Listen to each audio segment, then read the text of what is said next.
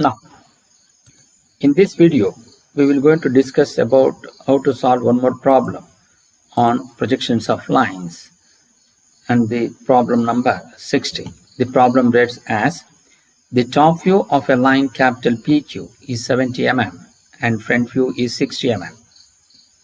The NQ is nearer to both HP and VP than the NP and is 15 mm above HP and 20 mm in front of VP. Draw the projections of the line if the distance between projectors is 50 mm. So first we are going to analyze this problem in 3D. So to do that, as we know that NQ is nearer to both HP and VP than the NP and is 15 mm above HP and 20 mm in front of VP. So when you look from the front view, we can see the distance above HP, which is 15 mm. And when it is projected, that image will going to fall on the vertical plane, so which is 15 mm above HP. And you mark this point as small q dash. And as we see, this is the capital Q which is in space. Obviously, this will also capital Q. And when you look from the front top view, we can see the distance which is in front of VP, which is 20 mm. As it is projected, that image will going to fall on the horizontal plane, and you mark this point as small q and this as capital Q. So once you do that, now as we see that the distance between the end projectors is 50 mm. So from the projector, from the vertical, the distance between the end projectors can be seen both in the vertical plane and as well as in the horizontal plane. From the projector, from the vertical projector, you measure 50 mm and draw one more vertical line which is parallel to the projector Q. Similarly, in the top view also you measure 50 mm and draw a vertical projector here, so that both have been extended indefinitely. But as we see, the top view and the front view should lie with the length of the front view and the length of the top view will always lies on these end projectors.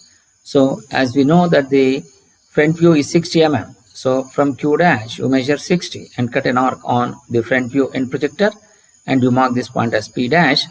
So you will going to get the locus of P in the front view, and you join P dash Q dash with a dark line. Similarly, with Q as small q as center, take the radius of 70 because the top view length is 70. From Q, you cut an arc on the end projector which is drawn in the horizontal plane, so that you mark this point as small p, then join Q and P with a dark line. So once you get this, so you are going to get the locus of P in the top view by drawing the dash dot line. So when you project from P and also from P dash, both will going to intersect at this point. So you're going to get capital P.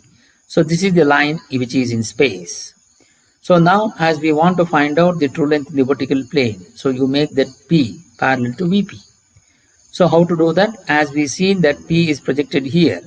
So with Q as center, taking the radius of QP, you rotate it and make it parallel.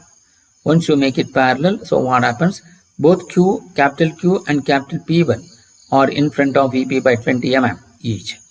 So as we look from the front view, so QP1 will going to be a line which will going to be in true length, and when it is projected, it will going to fall on the vertical plane. So that means when you take the top, so when you are doing that, what happens? You are going to get this as P1 dash, and this will going to be capital P1 and this will going to be capital Q. So when you are doing that, what happens to the image in the horizontal plane? It is being rotated with Q as center, taking the radius of QP, you rotate it and make it parallel. So that means both Q and P1 are in front of VP by 20 mm. So as we are projecting from P1 to P1 dash in the front view, what happens to the image in the top view? That image is going to be from Q to here. Similarly, and when you are projecting this here on the horizontal plane, when you look from the top view, so the same thing when you look from the front view, that projection will going to start from here, so that it will going to cut the locus of P in the front view, and you mark this point as P1 dash. Then join Q dash P1 dash with little bit thicker than the XY line. So this is how you will be able to find the true length in the vertical plane. Now we need to find out the true length in the horizontal plane. To find the true length in the horizontal plane, you take again the line which is in space QP. As we are projecting this P, it will going to be projected till here, so that you will going to get P dash. So with Q as center, taking the radius of QP, you draw an arc such that both Q and P2 are above HP by 20 mm. So when you look from the top view, that is been projected here, so that it will going to lies on the horizontal plane, so that you mark this point as small p2 and then draw Q and P2 with a little bit thicker than the XY line. So what you are doing exactly when you are rotating in this space? So as we rotate the P, Q as center, such that both Q and P2 are above HP by 20 mm, 15 mm. So what happens to the image in the vertical plane as we are looking from the front view? So with Q dash as center, taking the radius of Q dash P2, P dash, draw a arc such that both Q dash and P2 dash will be above HP by 15 mm.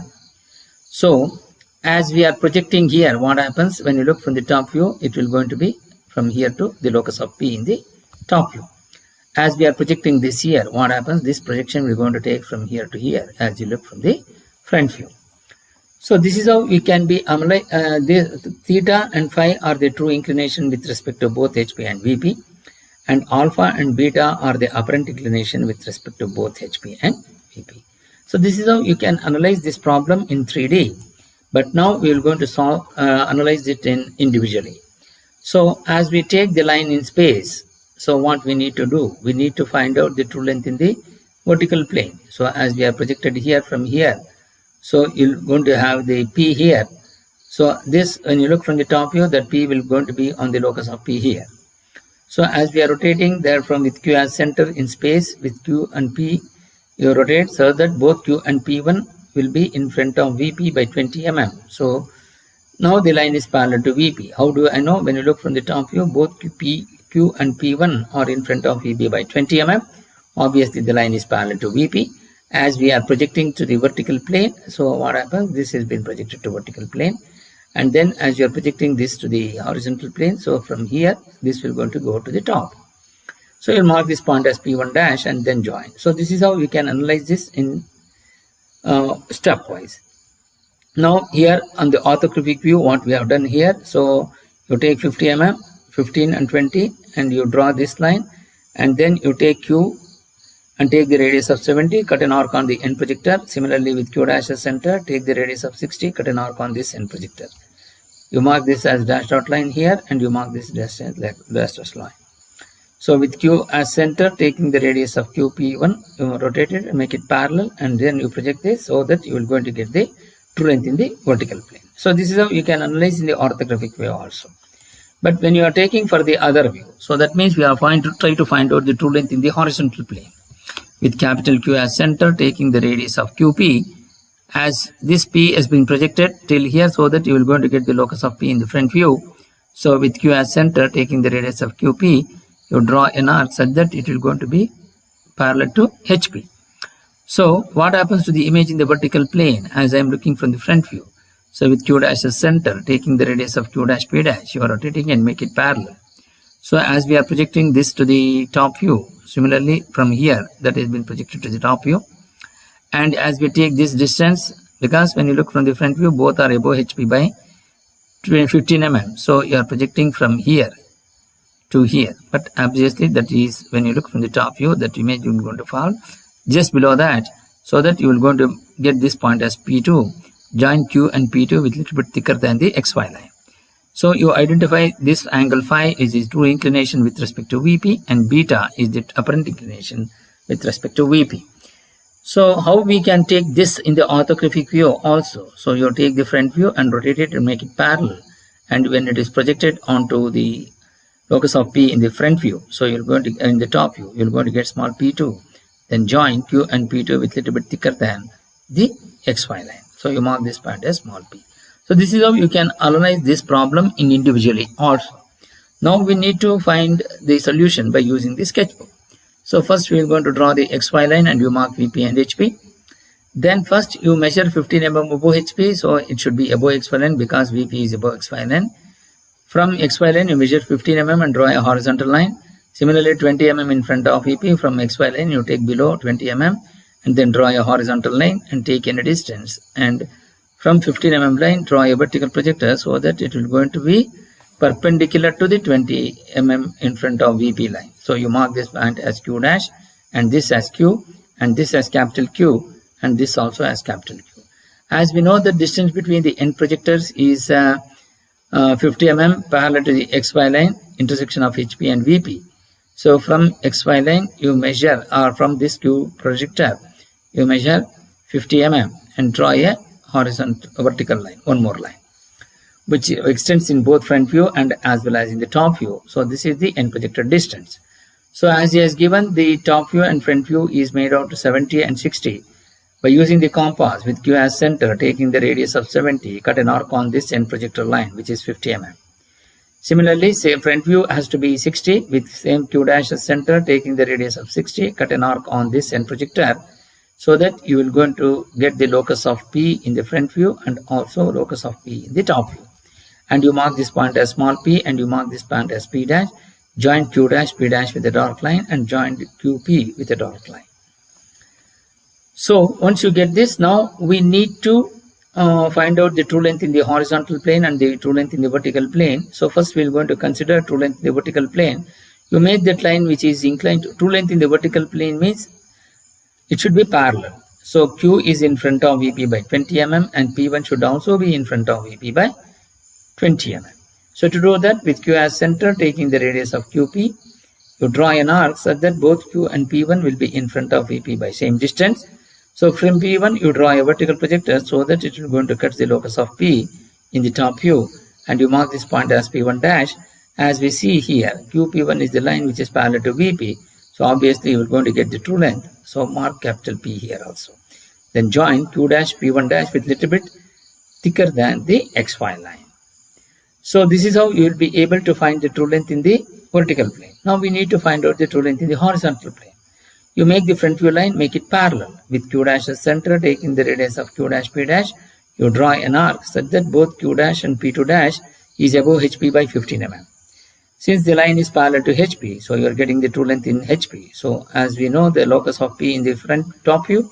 So with P2 dash, from P2 dash, you draw a vertical projector so that it will going to cut the locus of P in the top view. And you mark that point as P2. And right, as we see, this is kept parallel to HP. So obviously this line is in true length, that is QP2. So you are already marked this as Q and you mark this as capital P and join Q and P2 with little bit thicker than the XY line. So then show these dimensions and say theta and phi are the true inclination with respect to both HP and VP. Alpha and beta are the apparent inclination with respect to both HP and VP. So this is how we can be able to analyze this problem in 3D, and we can also analyze how to solve this problem by using the stepwise and also in the orthographic view stepwise. And now this is how you will be able to solve this problem using the manual sketchbook. Thank you.